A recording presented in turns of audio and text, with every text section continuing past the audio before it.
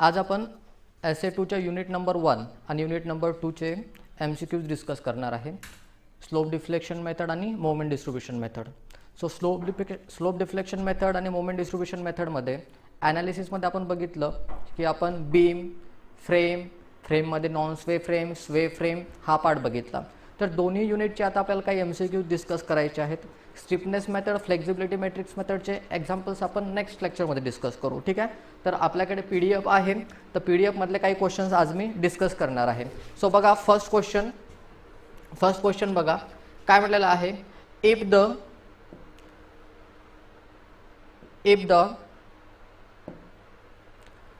joint equilibrium equations are inadequate for unknown joint displacement, then which equation is developed.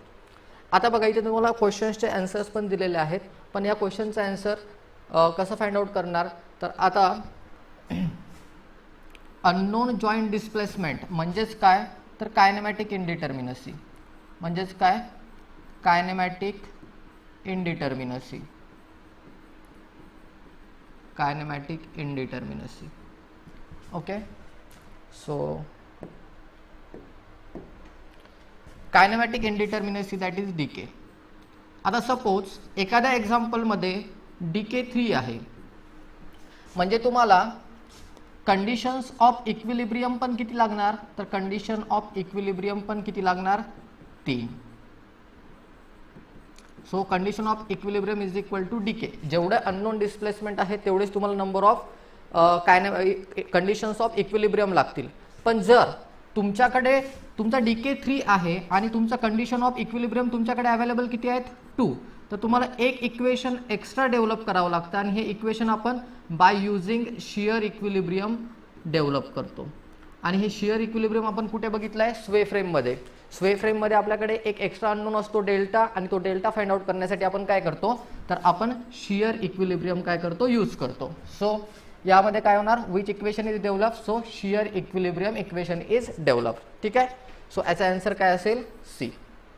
Now next question बघा. अ 3 span continuous beam ABCD loaded with UDL of 100 kN per meter on each span. Both the external supports A and D are fixed. The degree of kinematic indeterminacy of this beam is. काय विचारलेलं आहे, so degree of kinematic indeterminacy विचारलेलं आहे. So degree of kinematic indeterminacy.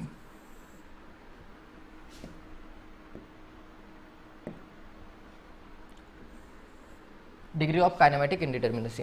आता बघा, beam काय दिलेला आहे, so beam is ABCD. So A B C D आणि काय म्हटलेलं आहे, थ्रू आउट UDL आहे. So UDL over the whole span. So UDL of 100 kN per meter. External supports are A and D are fixed. So जे end support आहे ते काय आहेत, फिक्स्ड आहे. So these are the simple or roller support. आता या केसमध्ये तुम्हाला काय म्हटलेलं आहे, तर आपल्याला फाइंड आउट करायचं आहे डीके. सो फिक्स सपोर्टसाठी डीके 0, फिक्स सपोर्टसाठी डीके 0. सो सिंपल किंवा रोलर सपोर्ट असेल तर इथे येणार θB आणि इथे येणार θC. सो डीके किती झाला, DK unknown displacement is 2, θB and θC. So answer काय येणार, 2. ठीक आहे. So this is the answer. इथे shear equilibrium. So this is second.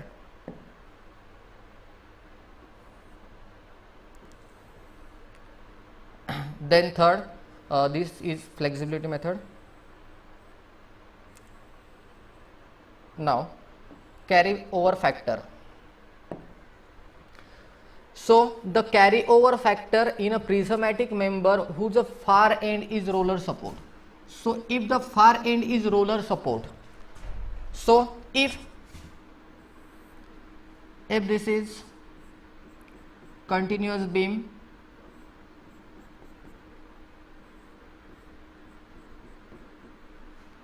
okay, A B C. So moment distribution कोण्या पॉईंटवर करणार आपण? बी पॉईंटवर. सो मोमेंट डिस्ट्रीब्युशन आपण कुठल्या पॉईंटवर करतो? ज्या पॉईंटवर 2 किंवा 2 पेक्षा जास्त मेंबर असतात. तर आपल्याला बी वर काय करावं लागेल? मोमेंट डिस्ट्रीब्युशन करावं लागेल. ठीक आहे. सो मोमेंट डिस्ट्रीब्युशन आपण बी पॉईंटवर करणार. आता बी वर 2 मेंबर आहे, एक आहे बी ए आणि दुसरा आहे बी सी. तर आपल्याला माहिती आहे जर एंड सपोर्ट सिंपल किंवा रोलर असेल तर तिथे आपण काय करतो? रिलीज करतो. रिलीज करतो म्हणजे काय करतो? तिथे मोमेंट इज इक्वल टू 0 करतो. म्हणजे रोलर किंवा सिंपल सपोर्ट असेल तर तिथं मोमेंट काय करतो? 0 करतो. म्हणजे तिथे मोमेंट कॅरी होतो का? नाही. म्हणजे कॅरी ओव्हर फॅक्टर काय असणार रोलर सपोर्टसाठी आणि सिंपल सपोर्टसाठी? तर रोलर सपोर्टसाठी आणि सिंपल सपोर्टसाठी कॅरी ओव्हर फॅक्टर काय असणार? 0. फार्दर एंड सपोर्ट असेल तर. ठीक आहे. आता सेम इथे क्वेश्चन विचारलेला आहे. सो इथे काय विचारलेलं आहे बघा? The carry over factor for a member whose far end is fixed. आता फार एंड फिक्स आहे, तर फिक्स आहे म्हणजे या साईडला आपण मोमेंट काय करू शकतो? कॅरी करू शकतो. मोमेंट आपण इकडे कॅरी ओव्हर देऊ शकतो. तर या केसमध्ये कॅरी ओव्हर फॅक्टर किती असतो? तर 0.5. सो सिंपल सपोर्ट किंवा रोलर सपोर्ट एंडला असेल तर तिकडे कॅरी ओव्हर किती होतो? 0. फिक्स्ड असेल तर किती होतो? 0.5.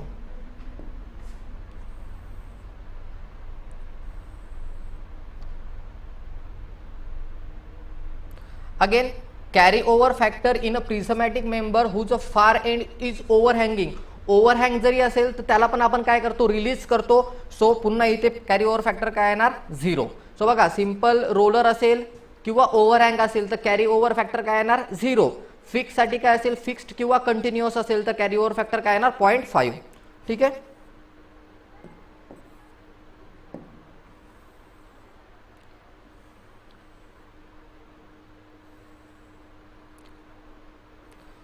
नेक्स्ट क्वेश्चन बघा. Moment distribution method is also known as. So moment distribution मेथडलाच हार्डी क्रॉस मेथड पण म्हणतात. ठीक आहे. किंवा यालाच इटरेशन मेथड पण म्हणतात. याच्यामध्ये नंबर ऑफ इटरेशन आपण करत असतो, त्याला नंबर ऑफ इटरेशन करतो इटरेशन मेथड पण म्हणतात किंवा हार्डी क्रॉस मेथड पण म्हणतात. ठीक आहे.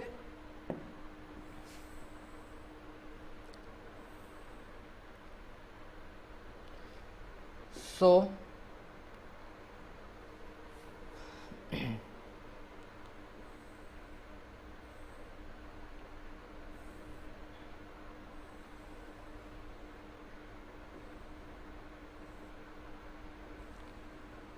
next question. For a propped cantilever beam, kinematic indeterminacy is. So propped cantilever beam बघा, fixed beam with a roller support at end is called a propped cantilever beam. So AB. आता याच्यासाठी आपल्याला काय विचारायला? Kinematic indeterminacy. सो फिक्स सपोर्टसाठी kinematic indeterminacy 0. Roller सपोर्टसाठी काय येतं? डेल्टा एच आणि थिटा बी. पण आपण इथे काय करतो? डेल्टा एच निग्लेक्ट करतो. म्हणजे कायनेमॅटिक इनडिटर्मिनसी किती राहिली? फक्त थिटा बी. सो अननोन काय येणार? 1. So kinematic indeterminacy for a propped cantilever beam is 1. मग कायनेमॅटिक इनडिटर्मिनसी फिक्स्ड बीमसाठी किती येणार? फिक्स्ड बीम आहे. So kinematic indeterminacy of fixed beam. आता इथे पण फिक्स सपोर्ट आहे म्हणजे डीके काय झाला? 0. इथे पण फिक्स सपोर्ट आहे म्हणजे अननोन डिस्प्लेसमेंट काय झालं? 0. So DK is equal to 0. Fixed बीमसाठी कायनेमॅटिक इनडिटर्मिनसी काय येणार? 0. प्रॉप कॅन्टिलिव्हरसाठी काय येणार? 1. ठीक आहे. Next this question. Kinematic indeterminacy of a given beam. आता इथे जो बी आहे this is spring. This is spring support. आणि स्प्रिंग सपोर्टसाठी आपण 2 अननोन कन्सिडर करतो. That is vertical displacement of spring आणि rotation at a support spring. So delta V and theta B. So DK किती येणार? 2.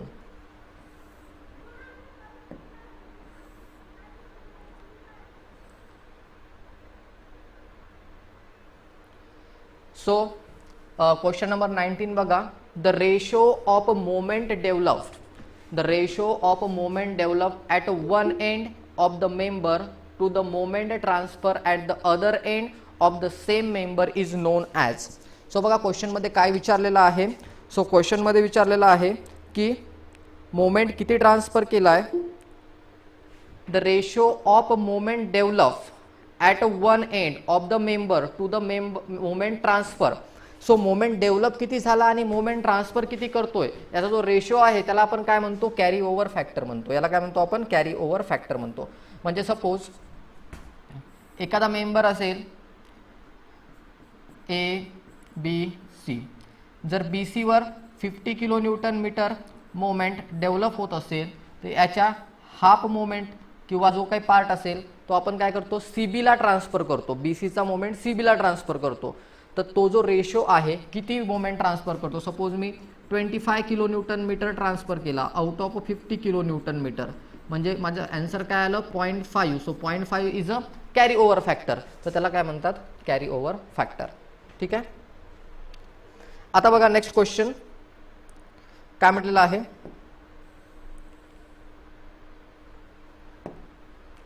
अ 3 स्पॅन अ continuous beam ABCD. हा question आताच आपण सॉल्व्ह केला. याचा answer sorry, a 3 span a continuous beam ABCD loaded with a UDL 100 kilonewton per meter on each span. Support A is fixed and support D is hinged support. Same question नाही आहे. बघा continuous beam दिलेला आहे ABCD.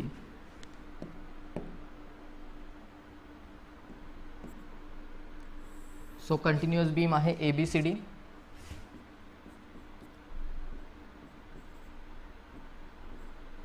ABCD. आता या continuous beam मध्ये तुम्हाला काय म्हटलेलं आहे की या बीमवर 100 किलो न्यूटन पर मीटरचा काय आहे, UDL आहे. आता बघा कायनेमॅटिक इनडिटर्मिनसी विचारली आहे तर आपल्याला UDL असो किंवा पॉइंट लोड असो आपल्याला काही फरक पडत नाही. सो आपल्याला फक्त सपोर्ट बघायचे आहे. तर सपोर्ट्स मध्ये काय म्हटलेलं आहे, if A is a fix support and D is a hinge support. A काय आहे, फिक्स्ड आहे. So A is a fixed and D is a hinge support. End support हा काय हिंज आहे. So these are two. तर या केसमध्ये मला काय करायचं आहे, आता डीके कॅल्क्युलेट करायचं आहे. सो इथे 0, इथे काय येणार थिटा बी, इथे काय येणार थिटा सी आणि इथे काय येणार theta D. So 1 2 3. So DK किती आला या केसमध्ये, so DK is 3. So depend support conditions तुम्हाला बघायला पाहिजे की सपोर्ट कंडिशनमध्ये सपोर्ट काय दिला आहे. फिक्स सपोर्टसाठी अननोन डिस्प्लेसमेंट 0, सिंपल सपोर्ट असेल तर अननोन डिस्प्लेसमेंट काय असणार फक्त थिटा, रोलर सपोर्टवर डेल्टा एच आणि थिटा. पण बीममध्ये आपण हॉरिझॉन्टल डिस्प्लेसमेंट काय करतो, निग्लेक्ट करतो. सो इथे मी समजा रोलर सपोर्ट किंवा सिंपल सपोर्ट कुठलाही अझूम केला तरी अननोन काय असणार आहे, माझं थिटाच असणार आहे. सो इनडायरेक्टली माझं कायनेमॅटिक इनडिटर्मिनन्सी किती आली आहे, डीके इज इक्वल टू 3. ठीक आहे. आता बघा क्वेश्चन नंबर 21 मध्ये पुन्हा कॅरी ओव्हर फॅक्टर काय विचारलेला आहे तुम्हाला, कॅरी ओव्हर फॅक्टर विचारलेला आहे. आणि कशासाठी विचारलेला आहे, if the far end is a simply supported. Simply supported असेल तर आपण काय करतो, रिलीज करतो, मोमेंट 0 होतो, म्हणजे कॅरी ओव्हर होणार का नाही. त्यामुळे कॅरी ओव्हर फॅक्टर काय येणार, कॅरी ओव्हर फॅक्टर इज 0. ठीक आहे.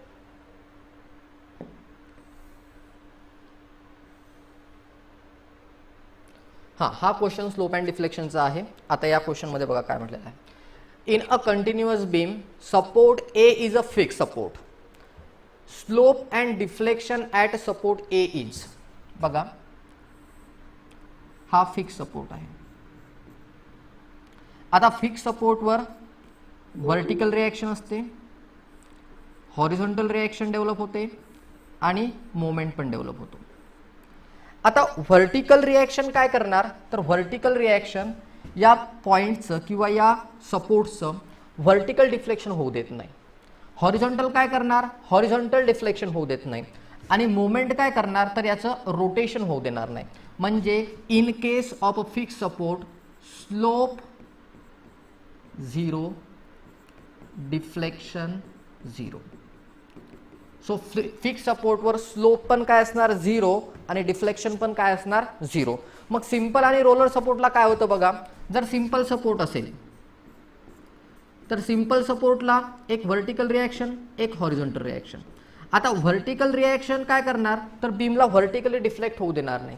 हॉरिझॉन्टल रिॲक्शन काय करणार, बीमला हॉरिझॉन्टल डायरेक्शनने डिफ्लेक्ट होऊ देणार नाही. पण इथे मोमेंट अबसेंट आहे, म्हणजे इथे काय होऊ शकतं, रोटेशन इज पॉसिबल. म्हणजे इथे slope is not equal to 0, deflection is equal to 0. So simple आणि रोलर सपोर्टमध्ये slope is not equal to 0, deflection is equal to 0. ठीक आहे. तर हे झालं तुमचं slope and deflection. Support dependent. So fix support असेल तर स्लोप डिफ्लेक्शन दोन्ही काय होणार? 0 होणार.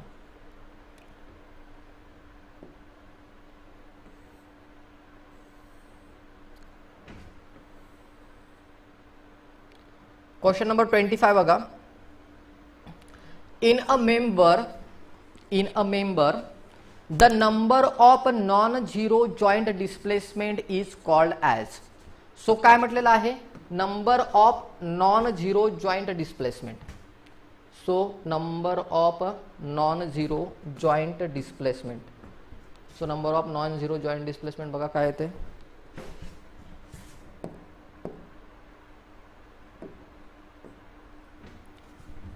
काय विचारलेलं आहे? Non zero joint displacement. So non zero joint डिस्प्लेसमेंटला आपण काय म्हणतो? Kinematic indeterminacy. कायनेमॅटिक इनडिटर्मिनसी किंवा यालाच आपण काय म्हणतो? Degree of freedom. यालाच काय म्हणतो आपण? Degree of freedom. सो याला काय म्हणतात? Kinematic indeterminacy. ठीक आहे.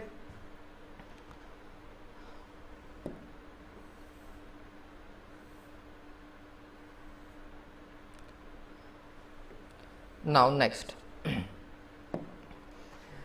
Ratio of stiffness of member to the total stiffness of joint is known as. आता बघा लक्ष द्या. सपोज मी एक कंटिन्युअस बीम घेतलाय लाइक दिस. याला आपण नाव देऊ ए बी सी डी. ठीक आहे. लेंथ असेल L1 L2 L3. Moment distribution मेथडमध्ये आपल्याला माहिती आहे की आपण मोमेंट डिस्ट्रीब्यूट कधी करतो? जेव्हा एखाद्या जॉईंटवर 2 किंवा 2 पेक्षा जास्त मेंबर असेल तर आपण काय करतो? मोमेंट डिस्ट्रीब्यूट करतो. आता या एक्झाम्पलमध्ये जर मी बघितलं तर जॉईंट ए वर फक्त एकच मेंबर आहे. कुठला? A B. जॉईंट बी वर 2 मेंबर आहे, बी ए आणि बी सी. म्हणजे मला इथे काय करावं लागेल? मोमेंट डिस्ट्रीब्युशन करावं लागेल, मोमेंट डिस्ट्रीब्यूट करावं लागेल. त्यानंतर जॉईंट सी वर 2 मेंबर आहे, एक आहे सी बी, दुसरा आहे सी डी. म्हणजे मला इथे पण काय करावं लागेल? मोमेंट डिस्ट्रीब्यूट करावं लागेल. त्यानंतर ॲट पॉईंट डी वर फक्त एकच मेंबर आहे डीसी, तर इथे मोमेंट डिस्ट्रीब्युशन करायची गरज आहे का? नाही. तर मला कुठल्या पॉईंटवर मोमेंट डिस्ट्रीब्यूट करावं लागेल? ॲट पॉईंट बी आणि ॲट पॉईंट सी. आता मोमेंट डिस्ट्रीब्यूट करताना आपण काय करतो? तर डिस्ट्रीब्युशन फॅक्टर यूज करतो. आता डिस्ट्रीब्युशन फॅक्टर म्हणजे काय? तर बघा, जर माझ्याकडे 100 किलो न्यूटन मीटरचा मोमेंट आहे आणि मला याला 2 पार्टमध्ये डिस्ट्रीब्यूट करायचा आहे, तर आपण डायरेक्टली 50-50 किलो न्यूटन मीटर असा डिस्ट्रीब्यूट करणार नाही. तर जो काही ॲडजस्टंट मेंबर आहे त्या मेंबरची लेंथ किती आहे, त्याची सपोर्ट कंडिशन कुठली आहे, तो किती मोमेंट कॅरी करू शकतो, अकॉर्डिंग टू दिस आपण त्यावर काय करतो? मोमेंट ट्रान्सफर करतो. आणि तो मोमेंट किती ट्रान्सफर करायचा आहे ज्यासाठी आपण फाइंड काय करतो? Distribution factor. मग डिस्ट्रीब्युशन फॅक्टरची डेफिनेशन काय आहे? So distribution factor is stiffness of member to the total stiffness at that joint. Total stiffness at that joint. Stiffness of member to the total stiffness at that joint. तर बघा question मध्ये काय म्हणलेलं आहे? The ratio of stiffness of member to the total stiffness of joint is known as. त्याला काय म्हणतात? तर त्याला म्हणतात डिस्ट्रीब्युशन फॅक्टर. Distribution factor. आता इथे डिस्ट्रीब्युशन फॅक्टर विचारलं, नेक्स्ट क्वेश्चन मध्ये तुम्हाला काय विचारू शकतात की डिस्ट्रीब्युशन फॅक्टर फाइंड आउट कसा करायचा? तर लक्ष द्या, डिस्ट्रीब्युशन फॅक्टर फाइंड आउट कसा करणार? तर डिस्ट्रीब्युशन फॅक्टर फाइंड करण्यासाठी तुम्हाला काय फाइंड आउट करावं लागतं? Stiffness of member. मग स्टिफनेस ऑफ मेंबर कसं कॅल्क्युलेट करायचं बघा. If farther end is simple or roller. जर फार्दर एंड सिंपल किंवा रोलर असेल तर त्या केसमध्ये स्टिफनेस असतो 3EI by L. 3EI by L. If farther end is fixed or continuous, fixed और कंटिन्युअस, तेव्हा काय असतो 4EI by L. आता बघा, सपोज मी बी पॉइंटवर काय करतोय, डिस्ट्रीब्यूशन फॅक्टर फाइंड आउट करतोय. तर बी वर दोन मेंबर आहेत. कुठला कुठला मेंबर आहे, एक आहे BA आणि दुसरा आहे BC. मग बी वरून ए कडे बघा, फार्दर एंड काय आहे, फिक्स्ड. फार्दर एंड फिक्स्ड आहे. So farther end is fixed, stiffness is 4EI by L. म्हणजे यासाठी स्टिफनेस काय येणार, 4EI by L, stiffness of BA. आता stiffness of BC, B to C. C काय आहे, C तुम्ही म्हणाल सिंपल किंवा रोलर आहे, नाही, C काय आहे, कंटिन्युअस आहे, कारण C नंतर पुन्हा काय आहे, एक सपोर्ट आहे. सो C हा एंड सपोर्ट नाही आहे, म्हणजे C हा कुठला सपोर्ट आहे, कंटिन्युअस सपोर्ट आहे. सिंपल किंवा रोलर कधी बघायचं, जेव्हा एंडचा सपोर्ट असेल तेव्हा. सो हा सिंपल किंवा रोलर आहे, पण तो काय आहे, कंटिन्युअस आहे, म्हणून यासाठी पण स्टिफनेस काय येणार, 4EI by L. So stiffness of BC 4EI by L. आता जर सपोज मी C वर कॅल्क्युलेट करतोय, तर C वर दोन मेंबर आहेत पुन्हा, कुठला आहे, CB आणि CD. तो मला स्टिफनेस कॅल्क्युलेट करायची आहे CB ची. तो काय करणार, मी C वरून B बघणार, फार्दर एंड इज याच्या समोर सपोर्ट आहे, म्हणजे हा काय झाला, कंटिन्युअस झाला. So farther end is continuous, म्हणजे याच्यासाठी काय येणार पुन्हा 4EI by L. Now stiffness of CD. So stiffness of CD काय येईल, C to D हा सपोर्ट काय आहे, एंड सपोर्ट आहे, either simple or roller. So and support simple or roller असेल तर काय येतं, 3EI by L. काय येणार, stiffness 3EI by L. So in this way आपल्याला काय कॅल्क्युलेट करायची आहे, स्टिफनेस. समोर एखादं एक्झाम्पल असेल, त्यामध्ये आपण डिस्ट्रीब्यूशन फॅक्टर पण फाइंड आउट करू. ठीक आहे, नेक्स्ट.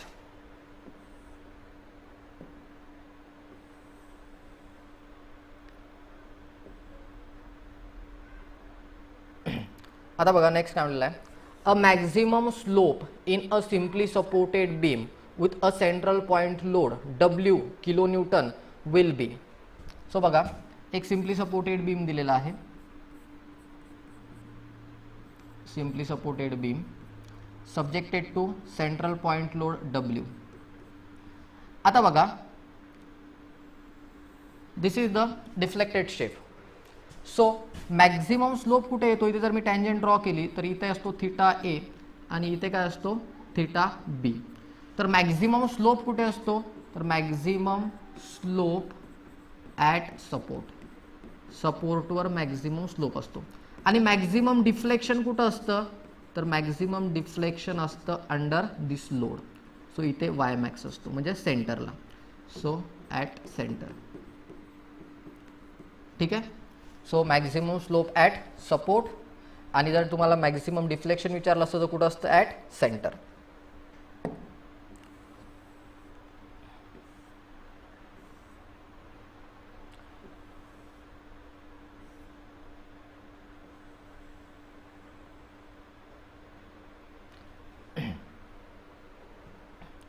आता बघा इथं नेक्स्ट क्वेश्चन नंबर 32.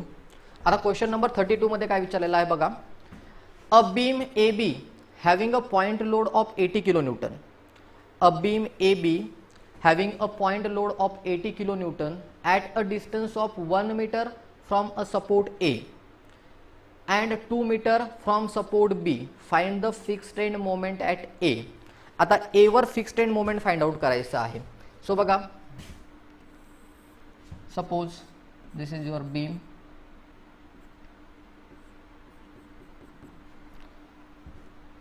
किलो न्यूटनचा लोड आहे.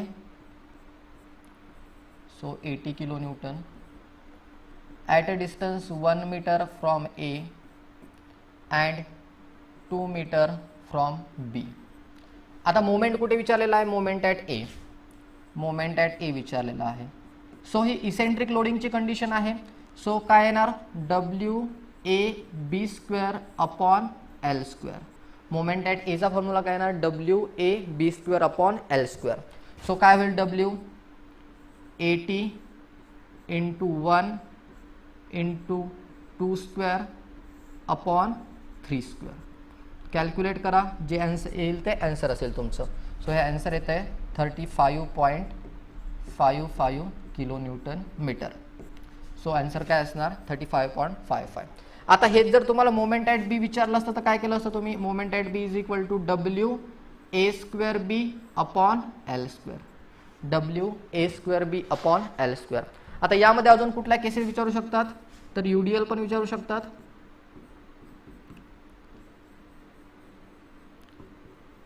सो या केसमध्ये moment at A is equal to moment at B is equal to काय असतं, डब्ल्यू एल स्क्वेअर बाय 12.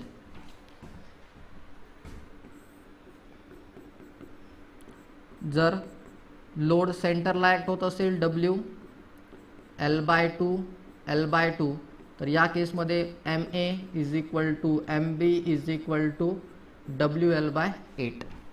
ठीक आहे, तर ह्या केसेस तुम्हाला विचारल्या जाऊ शकतात किंवा यावर एक्झाम्पल विचारलं जाऊ शकतं.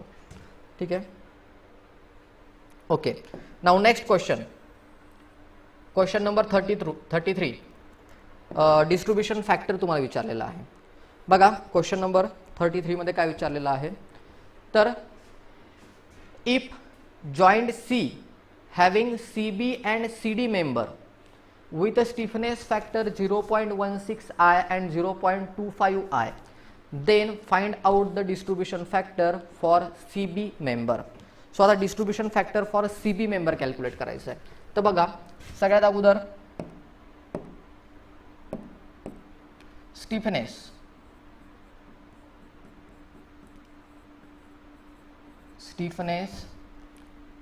Of CB, stiffness of CB किती दिलेली आहे 0.16 I. त्यानंतर stiffness of CD 0.25 I. Total stiffness किती होणार 0.41 I. ठीक आहे, आता distribution factor of CB is equal to काय होणार, stiffness of CB upon total stiffness. So stiffness of CB किती आहे 0.16 I अपॉन टोटल स्टिफनेस किती आहे 0.41 I. आपण जर हे कॅल्क्युलेशन सॉल्व केलं तर तुम्हाला आन्सर मिळते 0.4. ठीक आहे, म्हणजे डिस्ट्रीब्युशन फॅक्टर फॉर CB किती झाला 0.4. आता सेम जर तुम्हाला डिस्ट्रीब्युशन फॅक्टर फॉर CD विचारला असता तर काय केलं असतं तुम्ही, stiffness of CD upon total stiffness of CD upon total stiffness. आता स्टिफनेस ऑफ CD किती दिलेला आहे 0.25 upon total stiffness 0.41 I cancel, so this becomes 0.60. So distribution factor of CD is 0.40. Always keep in mind, एखाद्या पॉईंटवर जर तुम्ही distribution factor find out करत असाल तर त्या डिस्ट्रीब्युशन फॅक्टरची addition, so 0.4 plus 0.6 is equal to 1. Addition नेहमी काय यायला पाहिजे 1 यायला पाहिजे. म्हणजे डिस्ट्रीब्युशन फॅक्टरची ॲडिशन एखाद्या पर्टिक्युलर जॉईंटवर नेहमी काय असणार 1 असणार. So 0.4 plus 0.6 is equal to 1. तर या एक्झाम्पलमध्ये काय होतं, तर तुम्हाला डायरेक्टली स्टिफनेस दिलेला होता 0.16 I 0.25 I, पण एक्झाम्पलमध्ये कधी कधी तुम्हाला स्टिफनेस दिलेली नसते. तसं पण एखादं एक्झाम्पल आपण बघू. ठीक आहे, सो हे फ्लेक्झिबिलिटीचे एक्झाम्पल्स आहेत, बघू आपण नंतर ते.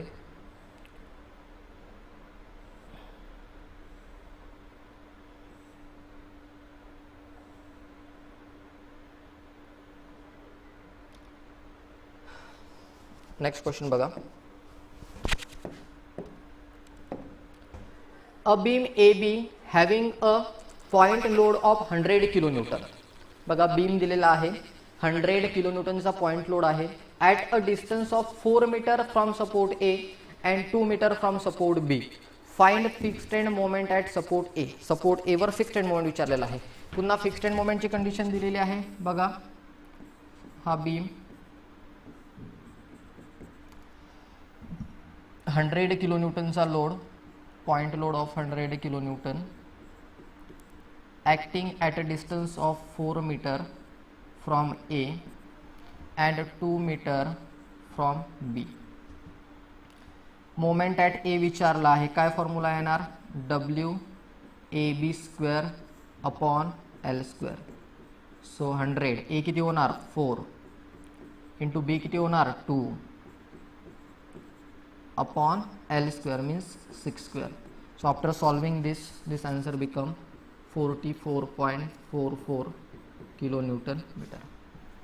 So this is the answer 44.44. ठीक है.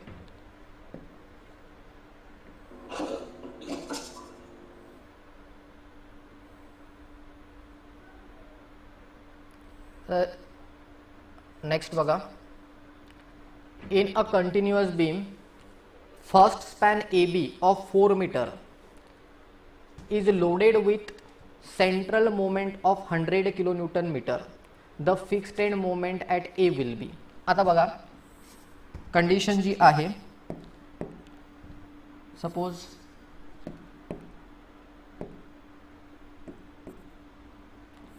हा एक बीम आहे कंटिन्युअस बीम. सपोज आपण हा एक कंटिन्युअस बीम कन्सिडर करू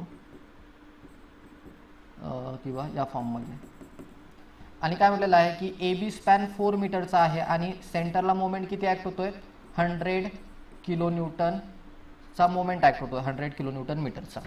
तर आपल्याला काय म्हटलेलं आहे? Moment at A. तर मोमेंट ॲट ए विचारला असो किंवा मोमेंट ॲट बी विचारो. जर लोड सेंटरला मोमेंट कपल सेंटरला ॲक्ट होत असेल तर हा नेहमी काय असतो? m/2 100 किलो न्यूटनचा आहे ना, m/4.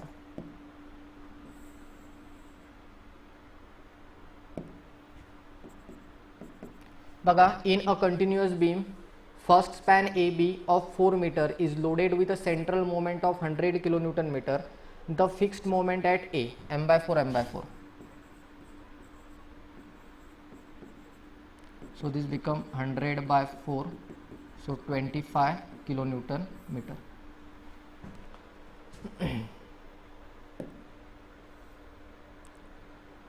Next बघा. In a continuous beam first span AB of 3 meter is loaded with UDL. आता UDL विचारलेला आहे. सो UDL विचारलाय म्हणजे बघा बीम आहे 3 मीटर आणि यावर काय दिलेलं आहे? UDL आहे. So UDL of 100 kilo newton per metre. आता बघा in a continuous beam span A B, तुम्ही असं पण घेऊ शकता. एखादा कंटिन्युअस बीम घ्या या फॉर्ममध्ये, त्यामध्ये ए बी वर ए बी किती मीटरचा आहे? 3 मीटर आणि यावर UDL कितीचा आहे? 100 किलो न्यूटन पर मीटरचा. आणि तुम्हाला विचारलेला काय मोमेंट ॲट ए? MA विचारलेला आहे, fixed end moment at A. तर फॉर्म्युला काय येईल? WL²/12. So 100 into 3²/12. सो हे कॅल्क्युलेशन केलं तर तुम्हाला आन्सर मिळेल 75 kilo newton metre. So answer is C.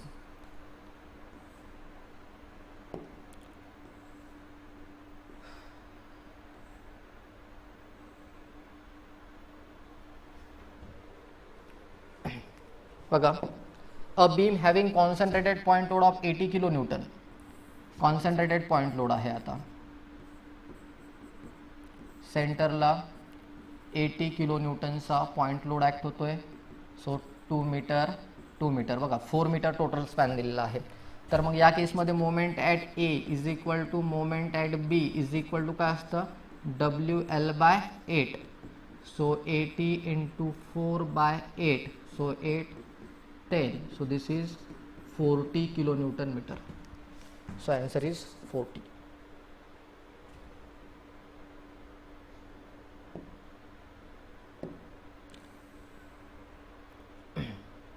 बघा क्वेश्चन नंबर 43 काय मिळालेला आहे? मेंबर BA आणि मेंबर BC, दोघांचा स्टिफनेस फॅक्टर दिलेला आहे 0.67I 0.67I. म्हणजे काय, तर stiffness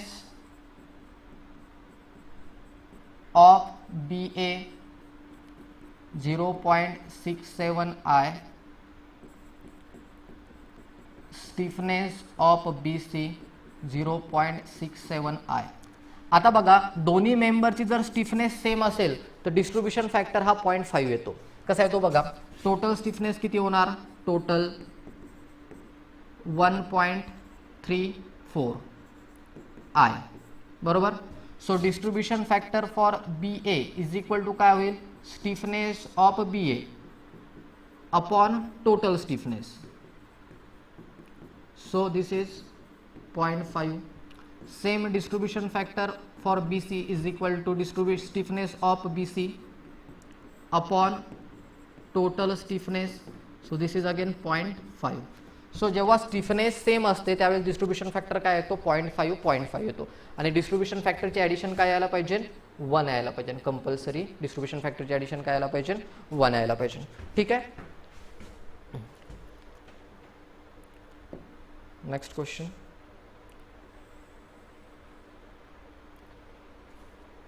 a beam having UDL of 50 kN per meter. Calculate करू शकतो आपण आता फिक्स्ड मोमेंट WL²/12 हा फॉर्म्युला, कारण UDL दिलेला आहे आणि फिक्स्ड मोमेंट कॅल्क्युलेट करायचा आहे.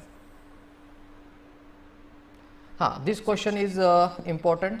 हा क्वेश्चन थोडा इम्पॉर्टंट आहे बघा. स्लोप डिफ्लेक्शन मेथड एक्झाम्पल आहे, स्लोप डिफ्लेक्शन मेथड मधलं. आता या क्वेश्चन मध्ये काय विचारलेलं आहे, in a 2 span continuous beam, एक बीम आहे ABC, one external support A is fixed. External support A काय आहे, fixed.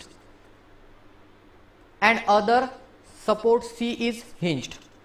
Then how many number of joint equilibrium equation, number of joint equilibrium equation विचारलेले आहे. आता बघा, ज्या वेळेस क्वेश्चन मध्ये तुम्हाला number of joint equilibrium equation विचारतील तेव्हा इनडायरेक्टली तुम्हाला काय विचारलेलं आहे की तुमचा डीके किती आहे. कारण आपण किती इक्वेशन डेव्हलप करतो, जेवढे अननोन असतील तेवढे आपल्याला काय लागतील, इक्वेशन लागतील. म्हणजेच काय, number of equilibrium equation is equal to kinematic indeterminacy. म्हणजे या क्वेश्चन मध्येच काय विचारलंय तुम्हाला, कायनेमॅटिक इनडिटर्मिनसी विचारलेली आहे. तर बघा कशी कॅल्क्युलेट करणार कायनेमॅटिक इनडिटर्मिनसी. तर एक बीम दिलेला आहे तुम्हाला ABC, ABC, त्यामध्ये सपोर्ट A काय आहे, फिक्स्ड आहे. Support A is fixed. त्यानंतर support C is hinged, support C is hinged, and this is roller or simple support.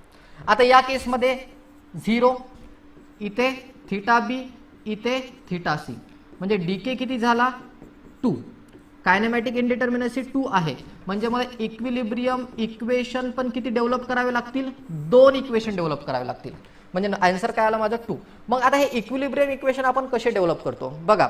Equilibrium equation develop करताना फर्स्ट कंडिशन आपण काय घेतो, if end support is a simple or roller, if end support is a simple or roller, then moment at that support is equal to 0. आता या केसमध्ये माझा simple end support काय आहे, सिंपल आहे. म्हणजे या सपोर्टवर माझा मोमेंट काय असणार आहे, 0. Moment at C is equal to 0. Second condition काय घेतो आपण, ॲट एव्हरी मिड जॉईंट, प्रत्येक मिड जॉईंटवर मोमेंटची समेशन काय असणार आहे, 0. म्हणजे या केसमध्ये मिड जॉईंट कुठला आहे, B is a mid joint. मग या मिड जॉईंटवर मोमेंटची समेशन काय असणार, 0. तर इथे मोमेंटची समेशन म्हणजे काय, MBA plus MBC is equal to 0. हे इक्वेशन. तो बघा डीके 2 आहे, मी 2 इक्वेशन डेव्हलप केले, मोमेंट ॲट एंड सपोर्ट 0 आणि moment at intermediate supports, addition of summation of moment is equal to 0. So this is joint equilibrium.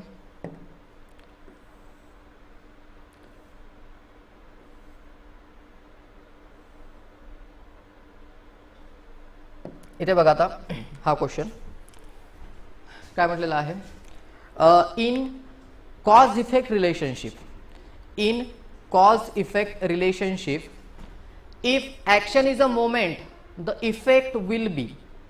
जर एखाद्या बीमवर किंवा फ्रेमवर मी जर मोमेंट ॲक्ट करत असेल किंवा माझी ॲक्शन मोमेंट असेल तर त्यामुळे होणारा इफेक्ट काय असतो. तर बघा मी इकडे ॲक्शन लिहितोय आणि इकडे त्यामुळे होणारा इफेक्ट लिहितोय. जर ऍक्शन फोर्स असेल म्हणजे तुम्ही अप्लाय काय करताय, फोर्स अप्लाय करताय, तर फोर्समुळे तुमचं डिस्प्लेसमेंट होतं. Displacement that is a linear displacement, linear displacement delta. जर तुमचा ऍक्शन मोमेंट असेल तर तुमचा इफेक्ट हा रोटेशन असतो. रोटेशन, तर इफेक्ट काय असतो तुमचा, रोटेशन. त्यालाच आपण काय म्हणतो, angular displacement, that is theta. This is translational, this is rotational effect. ठीक आहे. सो जेव्हा ऍक्शन मोमेंट असेल तेव्हा इफेक्ट काय असेल, रोटेशन असेल. ऍक्शन मोमेंट असेल तेव्हा इफेक्ट काय असेल, रोटेशन. आणि जेव्हा ऍक्शन फोर्स असेल तेव्हा इफेक्ट काय येईल तुमचा, ट्रान्सलेशन येईल. त्यालाच आपण काय म्हणतो, लिनियर डिस्प्लेसमेंट म्हणतो. ठीक आहे.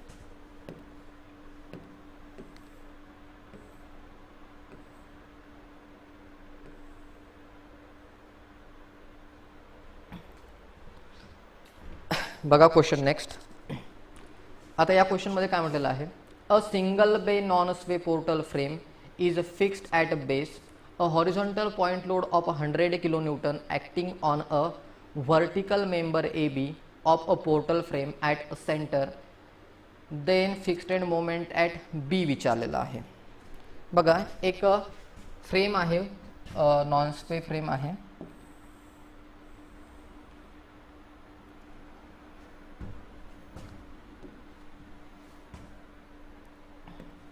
तर एक आपण सिमेट्रिकल फ्रेम कन्सिडर करू.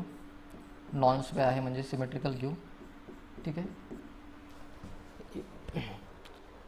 ABCD फ्रेम आहे, ABCD, आणि 100 kN पॉइंट लोड हा AB वर ॲक्ट होतोय आणि AB ची हाईट जी दिलेली आहे ती आहे 4 metre. So this is 4 metre. आता ही कुठली केस झाली, सेंट्रल पॉइंट लोडची केस झाली. म्हणजे moment at A is equal to moment at B is equal to मी काय घेऊ शकतो, WL/8. So 100 × 4/8. So this is 50 kN metre. So answer काय येणार, 50 kN metre.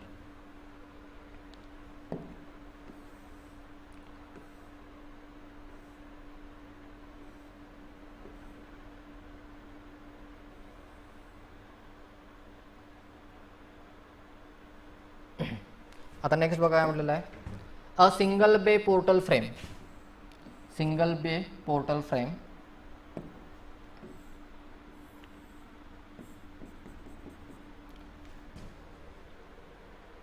Okay.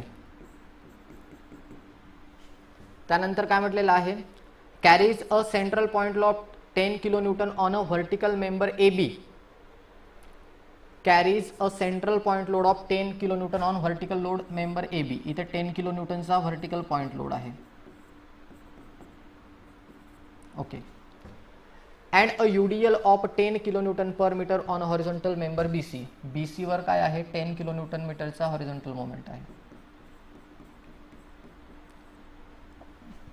If the span of all member is 4 metre, प्रत्येक मेंबरचा span किती आहे, 4 मीटर.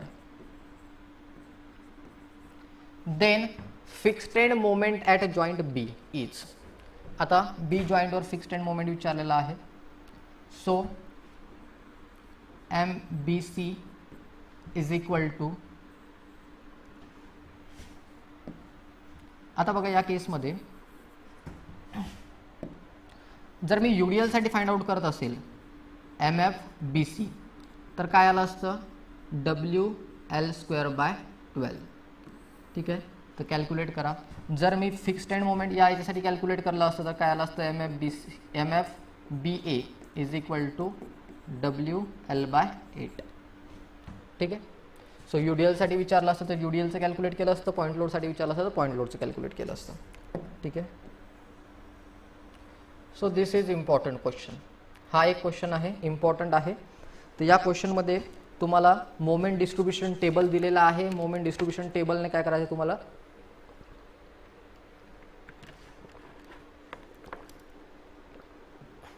सो बघा या एक्झाम्पलमध्ये मोमेंट डिस्ट्रीब्युशन टेबल तुम्हाला गिवन आहे आणि विचारलेलं काय आहे, find the final moment after iteration 1 for a span BC only. एक इटरेशन केल्यानंतर BC साठी फायनल मोमेंट काय असेल. आता बघा हा BC आहे बरोबर, इकडे सपोर्ट C आहे, सपोर्ट C फिक्स्ड आहे, सपोर्ट A फिक्स्ड आहे. यावर तुम्हाला लक्ष द्यावं लागेल. सपोर्ट आता हा बीम कसा असणार आहे बघा, या टाईपमध्ये बीम आहे.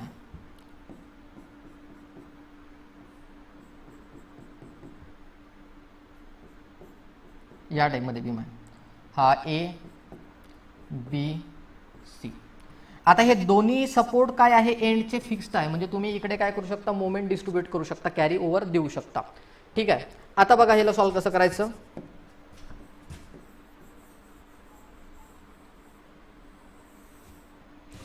डिस्ट्रीब्युशन कुठे होणार, जॉइंट बी वर डिस्ट्रीब्युशन होणार. जॉइंट बी वर काय होणार डिस्ट्रीब्युशन, BA आणि BC वर काय होणार डिस्ट्रीब्युशन होणार. त्यांचा डिस्ट्रीब्युशन फॅक्टर पण दिलेला आहे, किती आहे 0.5. मग काय करणार, मोमेंटची ॲडिशन करायची. मोमेंट किती आहे +6 - 9 म्हणजे काय येणार -3. ॲडिशन -3 आली आहे म्हणजे डिस्ट्रीब्युशन काय येणार +3 येणार. ॲडिशन -3 आली म्हणजे डिस्ट्रीब्युशन काय येणार +3. मग +3 × 0.5 म्हणजे किती येईल, +3 × 0.5 म्हणजे किती येईल. सो +3 × 0.5 म्हणजे काय येणार 1.5. त्यानंतर पुन्हा +3 × 0.5 म्हणजे काय येणार 1.5. यांचा कॅरी ओव्हर किती जाणार 0.75. याचा कॅरी ओव्हर किती जाणार 0.75. आपल्याला कोणासाठी विचारलेलं आहे, तर आपल्याला BC साठी विचारलेलं आहे. तर BC साठी -9 आणि +1.5 म्हणजे काय येईल -7.5. आणि इथे काय येईल 9 + 0.7.5 म्हणजे काय येईल 9.75.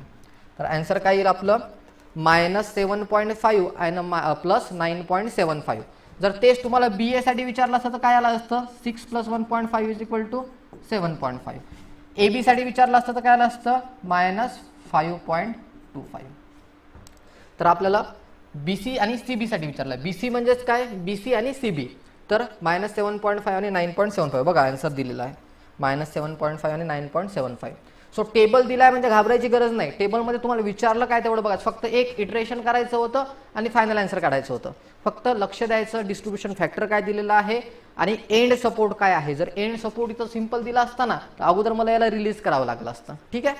सो हा एक क्वेश्चन विचारला होता.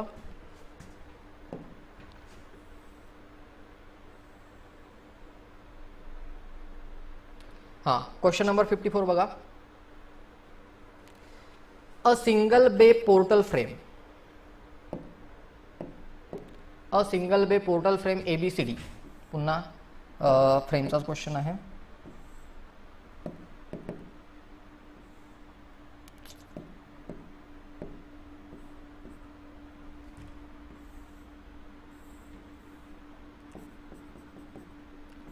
Single bay portal frame ABCD carries a central point load on a vertical member AB and UDL of 10 kN. इथं सेंट्रल पॉइंट लोड दिलेला आहे, इथं UDL दिलेला आहे. Horizontal member BC. If the span of all member of a portal frame is 4 metre. सगळ्यांचा span दिलेला आहे 4 metre 4 metre 4 metre. आणि काय विचारलेलं आहे बघा, fixed end moment at D वरचा फिक्स्ड एंड मोमेंट विचारलेला आहे. या CD मेंबरवर काही लोड आहे का, CD मेंबरवर काहीच लोड नाही, म्हणजे तुमचा MFCD आणि MFDC हे दोन्ही काय होणार 0. ज्या मेंबरवर लोड नसेल त्या मेंबरवरचा मोमेंट हा नेहमी काय असतो, फिक्स्ड एंड मोमेंट हा नेहमी काय असतो 0 असतो. म्हणजे हा लोड दिला आहे किंवा इथे UDL आहे हे फक्त तुमचं एक्झाम्पलचे टायमिंग वाढवण्यासाठी केलेलं आहे. विचारलेलं काय आहे D वर. सो D वर लोडच नाही आहे म्हणजे तुमचा आन्सर काय असणार आहे 0. So answer is 0. नेक्स्ट पुन्हा बघा एक इटरेशनचा क्वेश्चन आहे, सेम क्वेश्चन आहे, फक्त आता इथे काय विचारलेलं आहे बघा. Find the moment after iteration 1 for span A B. आता ए बी साठी विचारलेला आहे. पुन्हा काय, जॉईंट बी दिलेला आहे. बी वर तुम्हाला काय करायचं आहे, डिस्ट्रीब्युशन करायचं आहे. डिस्ट्रीब्युशन फॅक्टर 0.5 दोघांची ऍडिशन केली काय होणार, 6 - 9 -3. -3 आलंय, ऍडिशन -3 आली आहे, डिस्ट्रीब्युशन काय येणार +3. मग डिस्ट्रीब्युशन कसं करणार, या +3 ला डिस्ट्रीब्युशन फॅक्टरने मल्टिप्लाय केलं, +3 × 0.5 किती आलं 1.5, +3 × 0.5 किती आलं 1.5. आता बघा डिस्ट्रीब्युशन केलं, डिस्ट्रीब्युशन केल्यानंतर आपण काय करतो, कॅरी ओव्हर करतो. कॅरी किती करतो 0.75, म्हणजे याच्या हाफ, जेवढा डिस्ट्रीब्यूट केला त्याच्या हाफ काय केला मी, कॅरी ओव्हर केला. 0.5 डिस्ट्रीब्युशन केलं किती आलं इथे 0.75. मग आता बीए साठी विचारलंय तर बीएचं कॅल्क्युलेशन करा. -6.75 -5.25, 6 + 1.5 7.5, -9 + 1.5 काय येणार -7.5 and this is 9.75. तर आपल्याला एबी साठी विचारलाय तर -5.25 आणि 7.5. तर बघा -5.25 आणि 7.5. तर या पद्धतीनं तुम्ही काय करू शकता, जर टेबलचे एक्झाम्पल दिलं असेल तर तुम्ही काय करू शकता, सॉल्व्ह करू शकता. आता जर समजा याच क्वेश्चन मध्ये इथे या फिक्स सपोर्टच्या जागी असं दिलं असतं की इथे सपोर्ट काय आहे, एंड सपोर्ट आहे. एंड सपोर्ट हा काय आहे, सिंपल आहे. समजा हा सिंपल सपोर्ट दिलेला आहे, आयदर सिंपल और रोलर. हा जर सपोर्ट सिंपल किंवा रोलर दिला असता तर तुम्हाला सगळ्यात अगोदर हा 9 आहे ना, इथे -9 घेऊन याला काय करावं लागलं असतं, 0 रिलीज करावं लागलं असतं. आणि अशाच क्वेश्चन मध्ये तुम्हाला काय विचारतात, मोमेंट ॲट सीबी किंवा मोमेंट ॲट एंड सपोर्ट काय येणार 0 रिलीज करावं लागेल. ठीक आहे, तर या पद्धतीने हे क्वेश्चन सॉल्व्ह करायचे.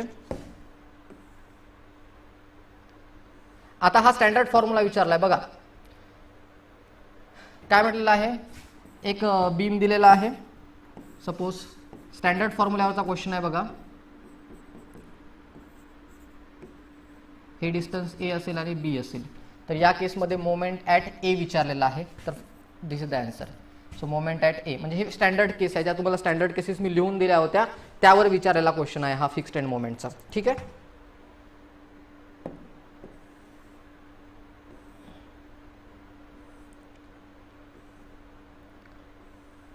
ओके. क्वेश्चन नंबर 58 बघा. क्वेश्चन नंबर 58 मध्ये काय म्हटलेलं आहे, a moment K required to rotate near end of the prismatic beam through a unit angle without translation, the far end is being freely supported is given by. So इथे तुम्हाला काय विचारलेलं आहे, indirectly stiffness विचारलेली आहे. So answer काय येणार 3EI/L. 3EI/L. So answer is 3EI/L.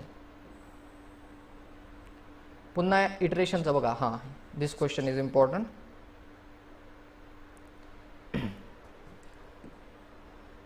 बघा या क्वेश्चनमध्ये अजून तुमच्या थोड्या कन्सेप्ट क्लिअर होतील. आता इथे काय म्हटलेलं आहे,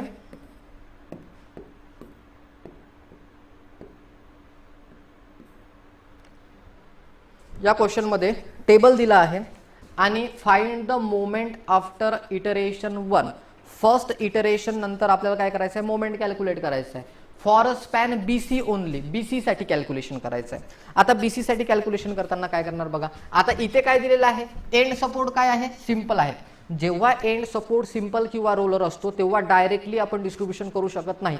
अगोदर आपल्याला एंड सपोर्टला काय करावं लागतं, रिलीज करावं लागतं. मग मी या सपोर्टला रिलीज केला म्हणजे इथे मोमेंट किती आहे 19.2. तर इथे मी काय केलं -19.2. -19.2 केल्यानंतर मला हाफ काय द्यावं लागेल, कॅरी ओव्हर. तर 19.2च्या हाफ किती होत आहे बघा, किती येते 19.2च्या हाफ 18.6. किती येते 9.6. ओके, 9.6 काय घेतलं मी, कॅरी ओव्हर घेतला. ठीक आहे, आता हा रिलीज झाला म्हणजे हा काय झाला 0. म्हणजे सीबी वरचं आन्सर 0 येणार आहे. एक आन्सर तुम्हाला मिळालं.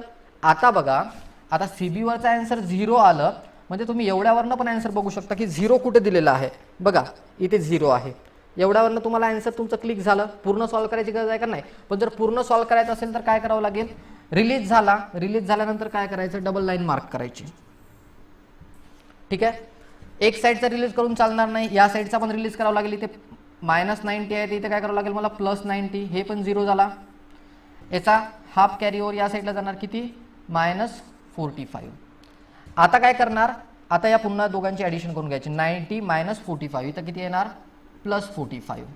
हा -28.6 आणि हा 9.6. सो दिस इज 4 9 चला 1 2 आणि 1 3. So this is -38.4. ठीक आहे. नंतर या दोघांची काय करणार आपण, ॲडिशन करणार, जी व्हॅल्यू येईल त्यानंतर आपण डिस्ट्रीब्युशन करणार, त्यानंतर तुम्हाला इथला मोमेंट मिळेल. ठीक आहे. पण एवढं करण्यापेक्षा तुम्हाला समजलंय की CBचा कंपोनंट काय असणार आहे 0. मग सेकंड कंपोनंट 0 कुठे आहे ते बघा. सो सेकंड कंपोनंट 0 आहे, म्हणजे हे कॅल्क्युलेशन केल्यानंतर तुमचा आन्सर काय येईल 91.53. आपण खूप सारे मोमेंट डिस्ट्रीब्युशन मेथडचे एक्झाम्पल सॉल्व्ह केलेत. 1-2 एक्झाम्पल सॉल्व्ह करून बघा, रिलीज कसं करायचं, कॅरी ओव्हर कसा द्यायचा. ठीक आहे. तर या टाईपचे क्वेश्चन्स विचारले जातील.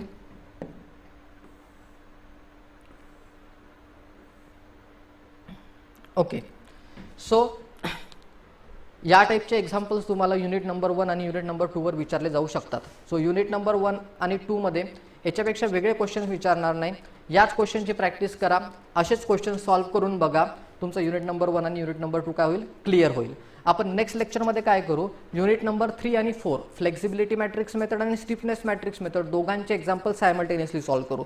आणि त्यानंतरच्या नेक्स्ट लेक्चरमध्ये आपण काय घेऊ, युनिट नंबर 5 आणि युनिट नंबर 6. युनिट नंबर 6 हा टोटली थेरॉटिकल पोर्शन आहे, तर तो तुम्हाला जास्तीत जास्त रीड करण्यावर जास्त फोकस करायचा आहे. ठीक आहे. सो आज आपण थांबू इथे. Thank you so much.